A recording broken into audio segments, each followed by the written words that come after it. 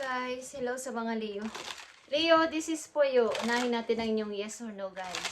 Leo, para to sa'yo, simulan sa araw na to kung kailan nyo to mapanood. Para to sa mga Leo na bibigyan ng message today. Yes or no? Yes, Leo. Valuable experience worth your time. Prophet. Okay. So may kinalaman to sa money. May kinalaman to sa inyong trabaho, sa kaperahan, guys. So, valuable experience worth your time.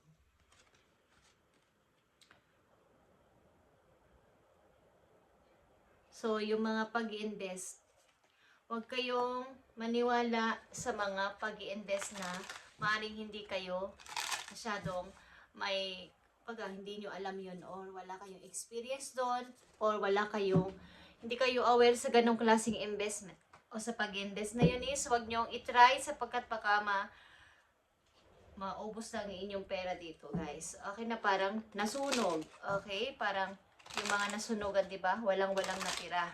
Parang ganon. So, kailangan ko kayo mag-invest o mayroon kayong gagawin na paglalaanan ng inyong money ay kailangan ay alam ninyo ang inyong pinapasok.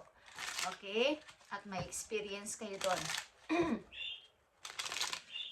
Tingnan natin to, Leo, ang inyong message today. Tingnan natin. Message mo sa mga Leo. Be ready to receive. Leo, maging ready ka na sa pag-receive. Ano man itong inyong hinihiling kay God is ready to receive. Tanggapin mo to ng dalawang palad mo. Okay? Lahad mo yung mga palad at tanggapin mo ang biyaya na ito. Be ready to receive. At ano pa? Nothing is get in stone. Okay. Message sa iyo, Leo, try it again. Kung ano man itong inyong nasimulan at hindi natuloy, try it again at huwag kayong susuko. Yung practical mo na person, logic na person, ay may maiitulong sa pagkakataon na to sa inyong gagawin. Okay? Do it again, try it again. Be ready to receive. Nothing is get in stone. Leo, mga message for you today, simula sa araw na to, na may kinalaman sa inyong kaperahan o sa inyong trabaho. So, kung may mga nagpapahiwatig sa inyo ng mga pag-i-invest, mga pagbibigay ng pera, o paglalagay nyo ng inyong kaperahan, is pag-isipang mabuti at huwag masyadong, kumbaga huwag magpadalos-dalos. Para hindi rin masayang inyong time at lalo ng inyong pera ilalagay dito. Kailangan ay may experience kayo sa bagay na to para kayo ay hindi maloko. Message po yo, Leo. Page of Wands is here. Mga gusto nyong gawin pa na may kinalaman sa inyong passion is meron sa inyo, mga Leo. Parang gusto ko na ganito, gusto ko i-start ito, gusto ko simulan ito, na magpapasaya mismo sa inyo. Mga gusto nyong gawin. Okay, guys. Pagdami ng ipon is here, Leo. Pag-iimpok. Pag-isip-isip na makaipon ng pera para sa inyong kinabukasan o sa inyong hinaharap pa. Hindi lang para sa ngayon. Leo. At 9 of Wands is here. Pag-iingat sa sarili, sa mga taong papalapit, mga taong pwede sa inyo magbigay ng problema. Maaring nag-iingat kayong malinlang nila, malapitan o magpapasok ng mga tao na bigla-bigla sa inyong buhay is maingat na kayo sa ngayon. Maaring pinoprotektahan nyo ang inyong sarili. 5 of Cups is here, guys. Mga pagmumuni-muni sa inyong kasalukuyan, sa sitwasyon simula sa inyong old situation at sa inyong kasalukuyan situation is may mga pagtitimbang-timbang, pagbabalanse. Nasa gitna kayo ng mga sitwasyon na simula pa na pinagdaanan ninyo at sa inyong kasalukuyan is merong balance. Okay, sa ngayon, nasa balance kayo na emosyon. Okay. Tigilan din ang pagbiblame sa sarili at pagre-regret sa mga nangyari sa inyong nakaraan. 5 taon man yan o 7 years o 9 years is tigilan ang pag-regret. Simulan ang pag-iisip papunta sa future. Leo, okay, nag-i-start talaga kayong mag-ipon. Ilan sa inyo is nakatutok sa pag-iipon at napaka-practical nyong mag-isip na sa ngayon sa mga Leo na nandito. O kailangan nyo maging practical na this time. So sa inyong pera, mag-isip-isip kayo kung may mga ganitong papasok sa inyong buhay na mga taong kayo ay maiinggan nyo sa ganitong klaseng pag-invest, ay pag-isipan yung mabuti guys, baga masira lang o mawala lang ang inyong ipon dito basta-basta. Okay, sa mga Leo, tingnan natin ang message para sa inyo. Leo, dito ang snake at ito ay transformation. You will be shedding old skin and emotion in transforming them into something bigger and better. So, napakalaki na ang pagbabagong mangyayari sa inyo o nangyayari na sa inyong kasalukuyan, bigger and better, kesa sa dati. Change is in the wind. And you are the center of it all as the catalyst. To smoothen the process, make sure that your intentions are clear and that you move forward with hope. So, tuloy-tuloy lang ang mga Leo na nandito sa pagbabago sa kanilang buhay. Maaaring katulad ng isang ahas, kayo ay nagpalit na ng inyong old skin. At katulad nga ng nagpalit ng skin ng mga ahas ay napaka-kintab nyo na. Kumbaga, mabilis na kayo sa dati. Maayos na. Napakaganda. At tuloy-tuloy sa pagpo-forward dapat. Okay, ang mga Leo na nandito ay magta-transform. Magta-transform kayo guys. Katulad ng isang snake.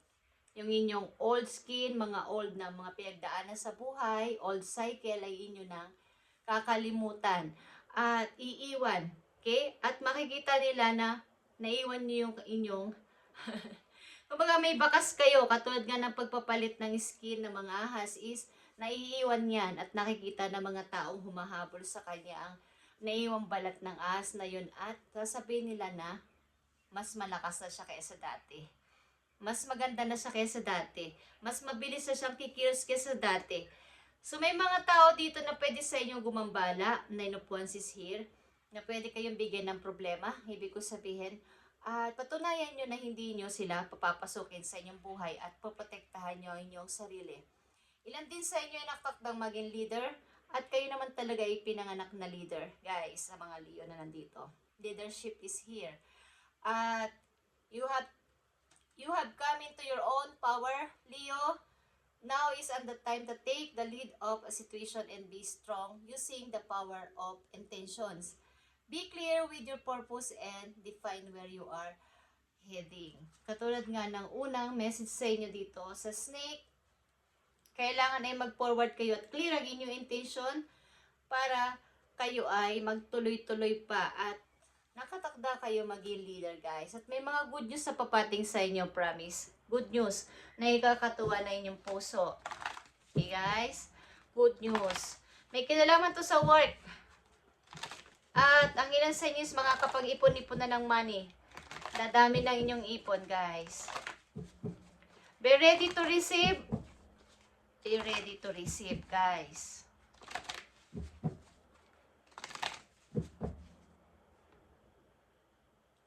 Tingnan natin ang message sa inyo, Leo. Leo, love begins. Okay? May magsisimula ng pag-ibig sa mga Leo dito. At ito ay i-manifest ninyo. Kung kayo ay umiibig sa kasalukuyan o iibig pa lang, is my love. May magsisimula ditong magparamdam sa inyo guys. Love begins is here. At ito ay water sign, fire sign, kikita ko dito, at napakaganda nito para sa inyo guys. Okay, ito ay dalawang person na may balanse.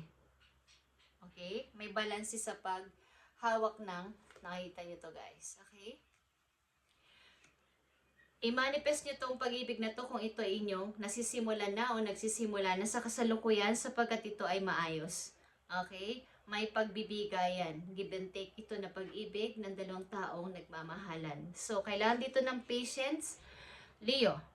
Okay? Patience. Pasensya. Haba ng pasensya, guys, sa pag-ibig na to. Sapagkat ito ay totoo. Maaaring kayo ay magkalayo. Okay? But may balance ito. Isang mahalagang message for you, Leo. Isang mahalagang message for you.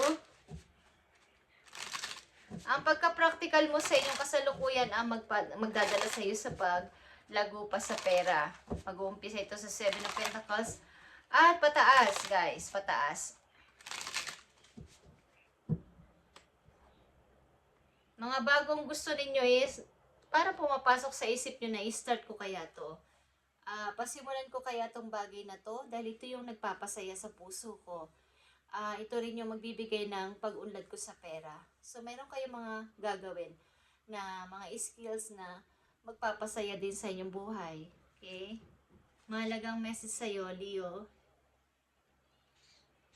Four of Swords. More healing pa, Leo, at something, pag kayo nag-iisa, mag-meditate kayo kung kayo ay merong time, kung kayo ay napagod sa inyong mga nakaraang cycle sa buhay, old cycle, is kailangan nyo ng rest. Kailangan nyo magpahinga, kailangan nyo mag-ipon ng energy dahil may mga magagandang paparating sa inyo, guys. Bigger and better na paparating sa inyong buhay. Okay? Na magpapalago pa sa inyo, sa inyong buhay at sa inyong kaperahan. Okay, Leo? Be ready to receive, guys. And try it again. Ano man inyong nasimulan na napuspon, na delay, hindi natuloy, is try it again sapagkat ito yung tamang time to pasimulan ulit ito, okay? At sa pag-invest ng pera sa anumang bagay o anuman tong negosyo na to, kailangan may experience kayo dito para hindi masayang inyong oras at ang inyong money, syempre. Leo, thank you and God bless. At mga good news is papating sa'yo, lalo na may kinalaman sa money at sa inyong trabaho. Thank you, Leo, and God bless.